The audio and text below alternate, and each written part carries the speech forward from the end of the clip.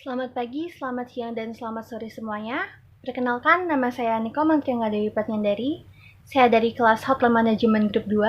Hari ini saya akan mempresentasikan tentang 3 pengusaha yang merintis usahanya di usia muda hingga bisa sukses hingga sekarang. Yang pertama ada Hendy Setiono. Hendy Setiono merupakan pendiri sekaligus pemilik dari PT Baba Raffi Indonesia atau yang kerap kita kenal dengan sebutan Kebab Turki Baba Raffi, salah satu usaha wiralaba kuliner di Indonesia. Sebelum memulai menjadi pebisnis, Hendy merupakan atau tercatat sebagai salah satu mahasiswa jurusan Teknik Informatika di Institut Teknologi 10 November Surabaya. Namun, ia memutuskan untuk keluar dari bangku kuliah dan terjun ke dunia bisnis. Pada awalnya, ia hanya memegang atau menggunakan modal 4 juta rupiah beserta satu gerobak kecil yang ia pinjam dari adiknya sendiri. Ia memulai bisnis ini bersama seorang teman yang bernama Hasan Baraja yang juga sama-sama memiliki ketertarikan di bidang kuliner. Resep kebab Turki Baba Raffi pertama kali ia peroleh ketika ia mengunjungi ayahnya yang bekerja di perusahaan minyak di Qatar. Ia bersama temannya bersama-sama memodifikasi bahan dan bumbu dari kebab Turki tersebut sehingga menjadi lebih familiar dengan lidah orang Indonesia. Pada awal meniti karir itu tidak berjalan lancar karena pada saat awal-awal meniti karir, pendapatan pertamanya atau hasil jualannya dibawa kabur oleh karyawannya sendiri. Bahkan saat awal meniti karir, Hendy Setiono tidak mendapatkan restu dari kedua orang tuanya. Namun itu tidak mematahkan semangat Hendy untuk terus maju, melainkan ia terus gigih untuk mencapai cita-citanya. Hingga akhirnya pada selang waktu 3-4 tahun, dia berhasil melebarkan sayap di industri kuliner Indonesia. Tercatat pada tahun 2006, ia telah membuka outlet lebih dari 100 outlet di 16 kota yang berbeda di Indonesia. Kesuksesannya itu membuat Hendy Setiono mendapatkan banyak penghargaan baik dalam maupun luar negeri. Salah satunya adalah Indonesian Small Medium Business Entrepreneur Award 2006 yang diberikan langsung oleh Menteri UKM dan Koperasi Indonesia. Hingga saat ini, Hendy Setiono atau Kebab Baba Raffi telah memasuki 2 pasar internasional, yaitu Filipina dan Malaysia. Saat ini, dia telah memiliki lebih dari 1.000 outlet di 3 negara yang berbeda, yaitu Malaysia, Filipina, dan Indonesia. Nilai entrepreneurship yang dapat saya ambil dari kisah Hendy Setiono adalah sikap optimisnya dan ketekunannya, dan juga bagaimana dia dapat melihat segala celah atau peluang dalam setiap usaha yang ia lakukan. Pengusaha yang kedua adalah Adamas Belva Syahdevara.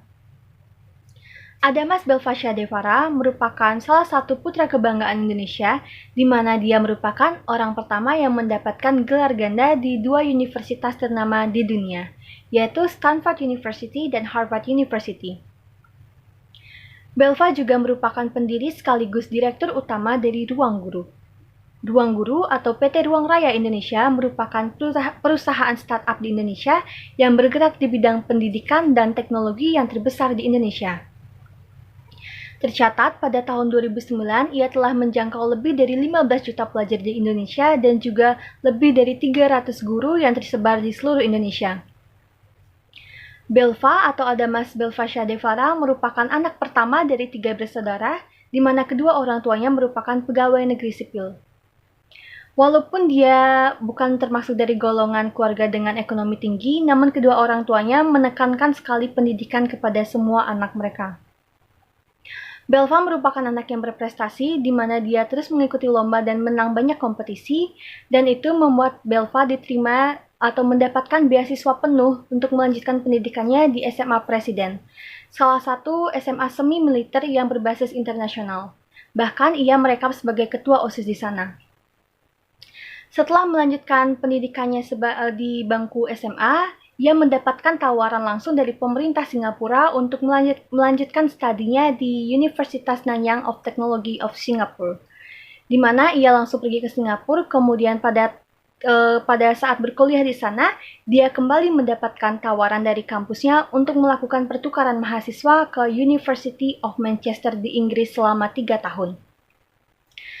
Setelah menyelesaikan gelar sarjananya, tidak selesai sampai sana, ia kembali melanjutkan studi pasca sarjana ke salah satu universitas ternama di dunia, yaitu Stanford University, dengan jurusan Master of Business Administration. Kemudian pada tahun berikutnya, ia juga kembali masuk ke salah satu universitas terbaik dunia, yaitu Harvard University, dengan jurusan Master of Public Administration.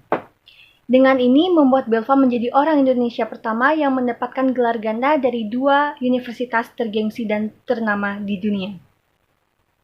Setelah menyelesaikan pendidikan pasca sarjananya, Belva kembali ke Indonesia dan dia bertekad untuk memajukan pendidikan atau sistem pendidikan yang ada di Indonesia. Hingga pada tahun 2014, ia membentuk sebuah perusahaan startup yang bernama Ruang Guru, yang berbasis pada pendidikan dan teknologi. Ruang Guru di tangan Belva bisa menjadi atau berkembang sangat pesat, di mana tahun pertamanya ia telah mendapatkan keuntungan 5 kali lipat, di mana pada tahun pertamanya ia telah mencapai atau mencangkup lebih dari 10 juta pelajar di Indonesia dan lebih dari 150.000 guru di seluruh Indonesia. Dengan kesuksesannya ini, ia mendapatkan penghargaan baik dari dalam ataupun luar negeri. Salah satunya adalah ia dimasukkan ke dalam sebuah nominasi atau list di mana ia merupakan salah satu dari 30 pemuda di bawah umur 30 tahun tersukses di bidang kewirausahaan teknologi di Asia menurut majalah Forbes. Kemudian pada tahun 2019, ia diangkat sebagai salah satu staf kepresidenan di era pemerintahan Presiden Joko Widodo. Dari cerita inspiratif dari Belva ini, saya mendapat mengambil kesimpulan bahwa pendidikan merupakan hal yang penting dan dapat menunjang kesuksesan seseorang. Mungkin sebagian besar orang berpikir bahwa pendidikan tidak menentukan kesuksesan seseorang. Memang benar pendidikan tidak menentukan 100% kesuksesan seseorang, namun itu dapat menjadi poin plus atau dapat mempermudah jalan mereka untuk mencapai kesuksesan. Dari Belva juga saya belajar bahwa menciptakan sebuah perusahaan atau menjadi pebisnis bukan hanya dengan tujuan menghasilkan uang sebanyak-banyaknya, tapi bagaimana perusahaan yang kita buat tersebut dapat memberikan efek bagi masyarakat, seperti Belva yang memberikan efek pada masyarakat di bidang pendidikan yang ingin memajukan pendidikan di Indonesia. Pengusaha yang ketiga bernama Dea Valencia. Dea Valencia merupakan pendiri sekaligus pemilik dari Batik Kultur. Batik Kultur merupakan usaha yang bergerak di bidang fashion yang mengangkat batik sebagai produk utamanya. Dia memulai usahanya dari memperjualbelikan batik lawas milik ibunya. Usaha ini dimulai dari satu penjahit di sudut rumahnya, di mana dia mendesain semua karyanya dengan imajinasinya sendiri. Namun karena ia tidak bisa menggambar, ia memilih mentransfer imajinasinya itu kepada seorang juru gambar kepercayaannya. Dia juga merupakan seorang wanita yang berprestasi, di mana dia memulai studi kuliahnya atau memasuki bangku kuliah di usianya yang 15 tahun dan mendapatkan gelar sarjana di usianya yang 19 tahun. Pada awal meniti karirnya di Batik Kultur, dia memulai usaha ini pada umur 16 tahun, yaitu pada tahun 2011.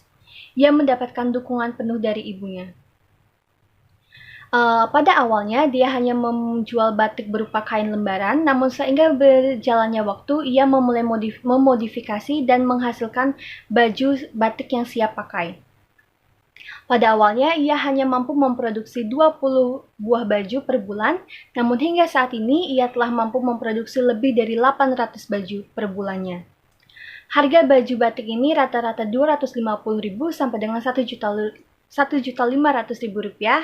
yang bisa diperkirakan bahwa penghasilan dia ini per bulannya bisa mencapai 300 juta dan setiap tahunnya bisa mencapai 3,5 miliar.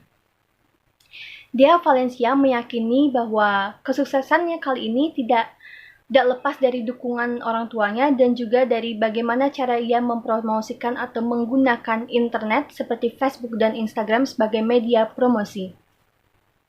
Dalam menjalankan usahanya kali ini, ia juga membutuhkan banyak karyawan, yaitu ia merekrut 120 karyawan, di mana 50 diantaranya merupakan penyandang disabilitas. Di mana dia Valencia itu paham bahwa atau ingin memberikan kesempatan yang sama bagi penyandang disabilitas untuk melakukan pekerjaan selayaknya orang lain. Saat ini, batik kultur ini sudah hampir diimpor ke beberapa negara seperti Norwegia, Australia, Amerika, Hong Kong, Singapura, dan Kanada. Dari kesuksesan Dea Valencia ini, saya belajar bahwa lagi-lagi pendidikan itu merupakan faktor penting atau faktor pendukung dari kesuksesan seseorang. Dan bagaimana dia untuk memanfaatkan apa yang ia suka, seperti ia yang menyukai batik dan ia yang setiap hari bergulat dengan batik, memanfaatkan hal itu sebagai bentuk atau cara dia membuat usaha untuk dirinya sendiri. Dari dia juga saya belajar sama dengan Belva bahwa membuka bisnis atau bukan berarti hanya untuk mencari keuntungan banyak sebanyak-banyaknya, tetapi juga bagaimana caranya kita menginspirasi masyarakat. Contohnya dia yang mempekerjakan atau merekrut 50 orang disabilitas untuk menjadi karyawannya. Sekian presentasi saya mengenai 3 orang pengusaha. Saya harap ini menjadi inspirasi. Sekian dan saya ucapkan terima kasih.